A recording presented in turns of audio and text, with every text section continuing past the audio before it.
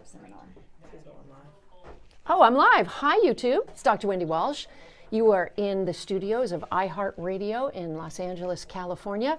We're about to go live on radio. The segment is called Can a Romantic Vacation Save a Relationship? There's some interesting science on it, and I'm going to be over here. I'm waiting for the commercials to be over. That's what I'm waiting. I'm waiting for my cue, and you're here with me. And then we'll get to it. If you're new to me, I have a PhD in clinical psychology. I am a psychology professor, not a therapist, but I've been obsessed with the science of love for decades. I've written 3 books on relationships and did a dissertation on attachment theory. No, that's still a commercial. That's a commercial. Still a commercial. Yeah, 60 seconds is longer. It's a long 60 seconds. We are going to get to it. If you are thinking of taking a romantic vacation,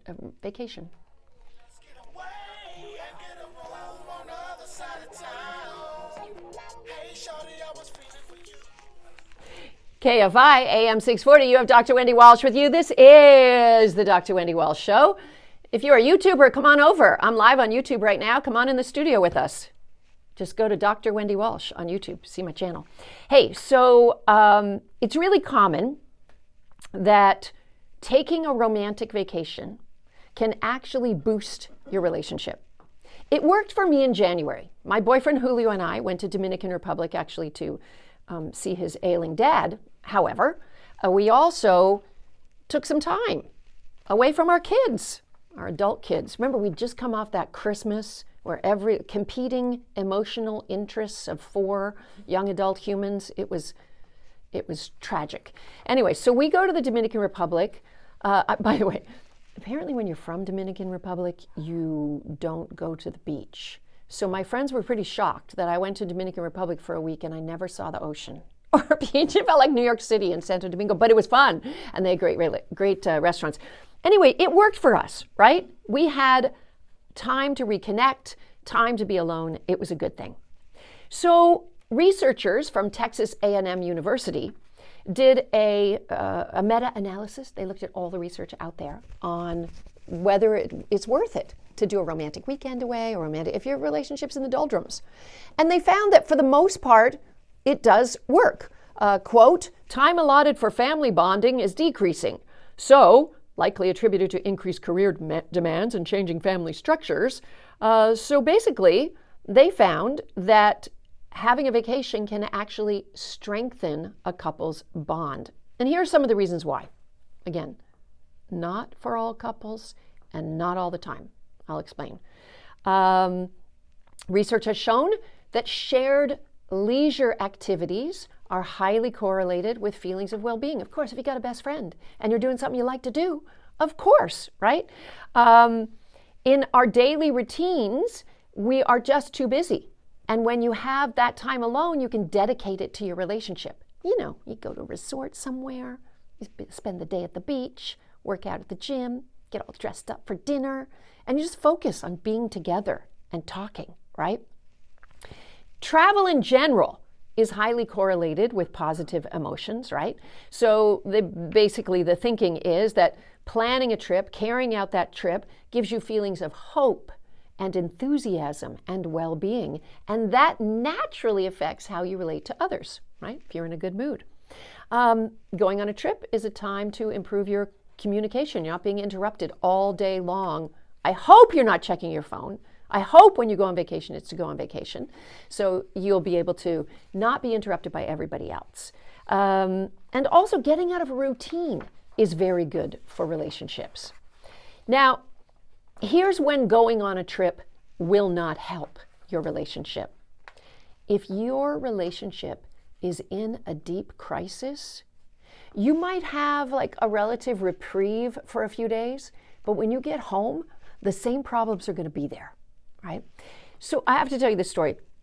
When my oldest daughter was like, 5, 6 months old, we were on a trip to Mexico. It's always a working trip for me. So I was walking on the beach carrying my baby, and this couple came up behind me, And the woman did the, oh my God, look at your baby. She's so cute. Can I hold her? And it was weird because it's a stranger woman, but she was nice. We were in a resort and we're walking on the beach. So I hand my baby to this woman, but I don't get more than an arm's length away from her. And she goes, oh, let's walk on the beach. I just miss my kids. They're at home and it's just so nice to have a baby, whatever. So I'm walking just behind her with now her husband. And he says to me, yeah, we came on this vacation because we're thinking of getting a divorce because she's just focused on the kids all the time and she's ignoring our relationship. And I look at him and I'm like, and now she has another kid on her hip. And he's like, yeah, she can't. And I felt so bad for him. Did he know you were Dr. Wendy Walsh? No, I wasn't then. I don't know what I was then. I was just a mom. But yeah, he was telling me about how they were there on this trip to rekindle because she was focusing too much on the kids and not enough on him and the relationship. And now what did she do? Pick up some stranger's baby and focus on that. So it's not going to work if you're in crisis. And what are a deep crisis, according to me? Recent infidelity, right? If you're trying to get over an affair, not the time to just go on a vacation. That's not going to fix everything. If someone's suffering from addiction, a vacation where the wine is flowing is not going to help, okay? If you have financial problems and you're fighting over money, going on a vacation is going to make the financial problems worse. It costs money to travel. Go on a picnic. Just go to Trader Joe's, pack a picnic, and that's all you need to do.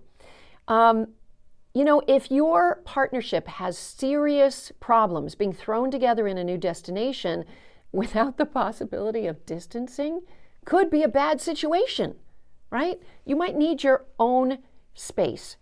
So the bottom line is, a trip is not going to fix anything unless you also put in the relationship work, right?